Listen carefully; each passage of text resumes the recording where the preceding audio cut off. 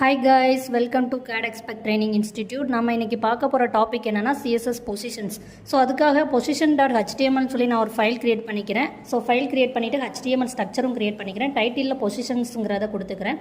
Next first நம்ம CSSல என்னென்ன positions இருக்குங்கிறத லிஸ்ட் பண்ணிடுறேன். அது static, relative, absolute, fixed and sticky. First நம்ம இன்றைக்கி பார்க்க போகிற ரெண்டு பொசிஷன் என்னென்னு பார்த்தீங்கன்னா ஸ்டாட்டிக் அண்ட் ரிலேட்டிவ்.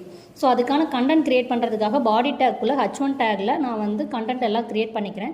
கிரியேட் பண்ணி முடிச்சதுக்கப்புறமா ஹெட் டேக்குள்ளே இன்டர்னலாக CSS அப்ளை பண்ண போகிறேன். ஸோ ஸ்டைல் டேக்குள்ளே இதுக்கான தேவையான செப்பரேட்டான கிளாஸும் கிரியேட் பண்ணிவிட்டு அந்த கிளாஸ் நேமை எடுத்து கொண்டு போய் நான் இன்டர்னல் CSSல அதுக்கான பார்டரும் பொசிஷனும் அப்ளை பண்ணிக்கிறேன்.